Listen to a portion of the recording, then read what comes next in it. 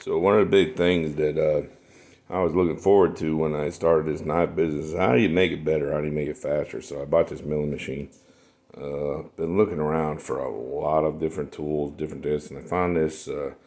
It's called a Torque Mech fly cutter. I bought it, pretty expensive. Wanted to see what I could do. I bought a couple face cutting mills and stuff like that. Don't know much about milling. If my dad was still alive, he'd probably be able to teach me some. But I bought this, and let me show you how it works. It's a single-headed fly mill. It adjusts way the heck out, so it's variable sizes for your cutting. But let me show you how this works. Works pretty good. Just got it in, and give you a little hot tube. Turn the mill on, and I'm going to try to do this one-handed.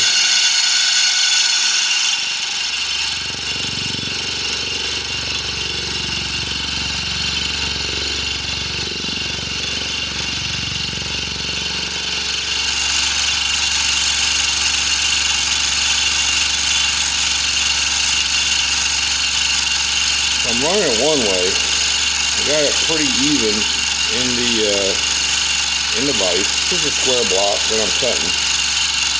And you can see where the mill is cutting.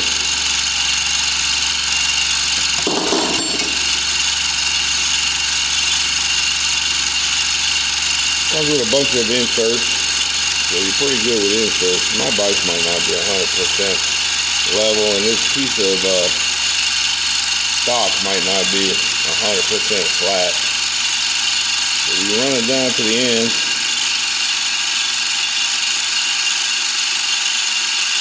Now you can see it didn't cut real good.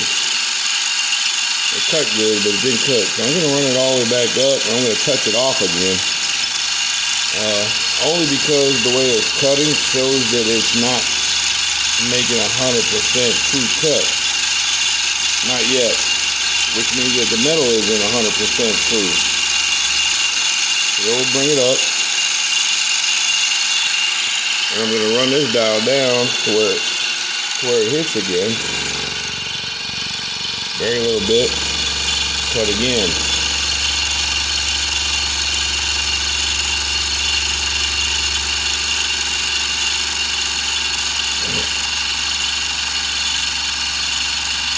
So you can see you're taking a little bit more of a cut.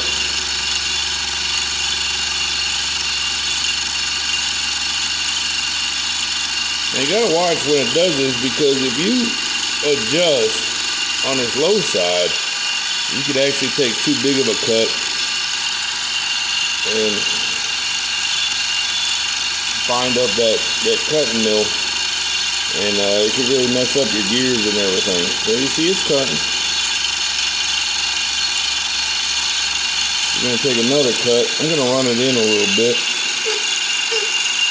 Alright, I'm going to run it down again. See it's cutting.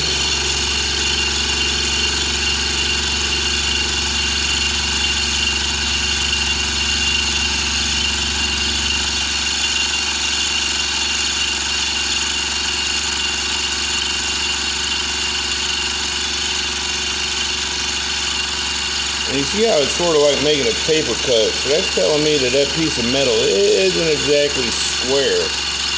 But because I indexed it the whole length of the piece, which means I ran that cutting tool all the way across it, found the high spot, and that's where I started my depth of cut. When this is done, it should be 100% true.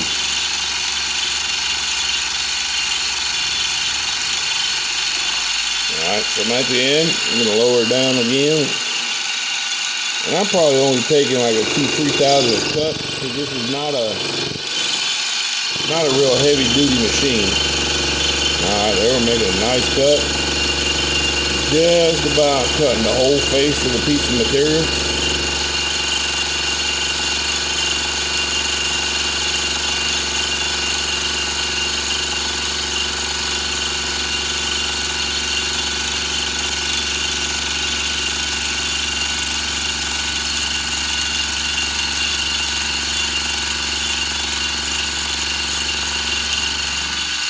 I'm going to run it back up.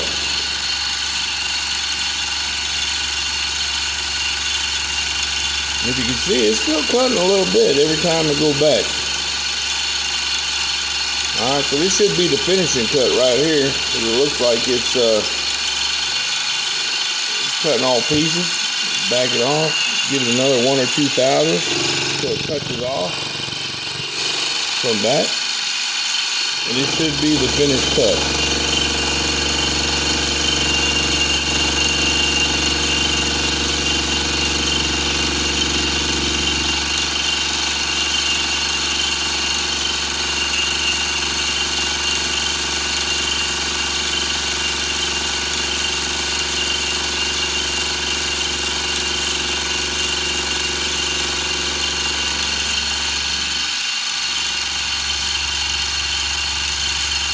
Okay, I'm going to run it back up to where I first started, get off any kind of excess cut.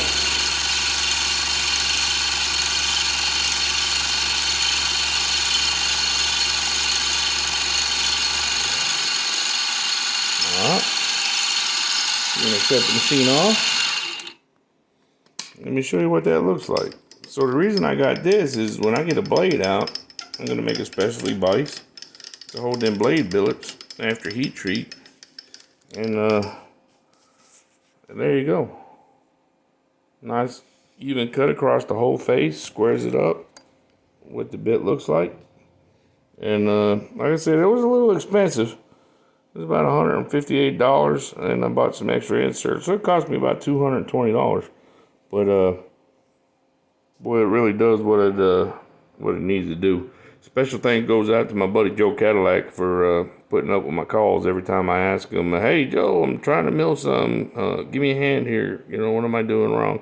So thank you, Joe. You're a big help, buddy. Y'all take care. All right.